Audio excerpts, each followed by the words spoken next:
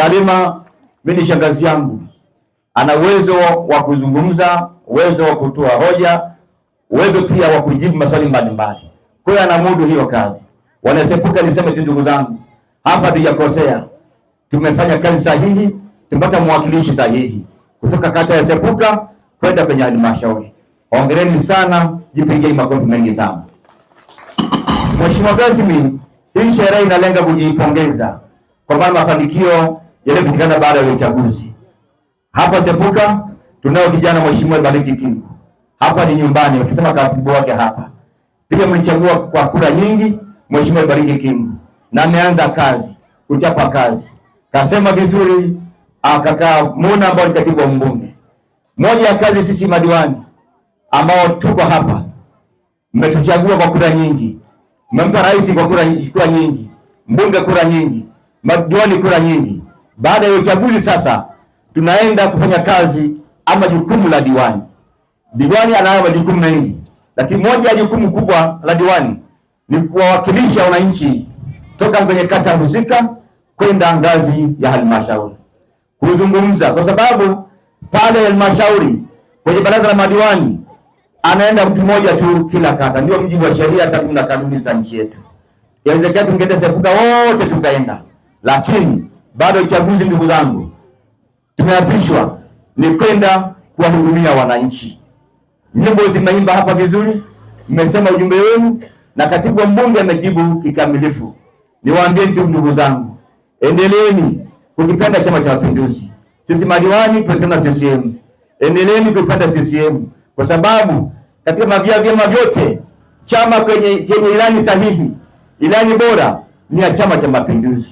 Kwa hiyo endeleeni kuishikilia CCM, endeleeni kuunga mkono CCM kwa sababu ina mipango madhubuti, hata mipango peke yake, mipango ya uhakika. Baada ya mipango tunaenda kwenye utekelezaji.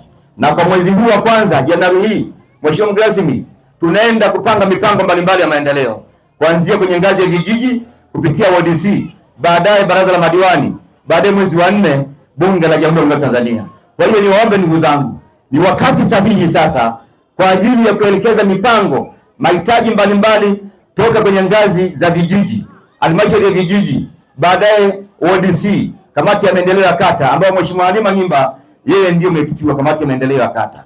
Kwa hiyo niwaombe ndugu zangu, kupitia zile sanaa mbalimbali ambazo mliimba kwa kufikisha ujumbe wa mahitaji ya maendeleo kwenye jiji letu ama vitongoji wetu, ni wakati sahihi sasa kwenda kupanga mipango, kuonyesha mahitaji kwa kila eneo. Mmesema pia wako kwenye vijiji wako hapa, tukajitahidi kuelekeza kuainisha yale mahitaji ambayo tunataka yatekelezwe kwa mwaka husika. Bahati nzuri kila mwaka huwa kuna bajeti yake. Kwa sasa mwaka huu ndio muda wa bajeti kwa ajili ya mwaka 26 kwenda 27.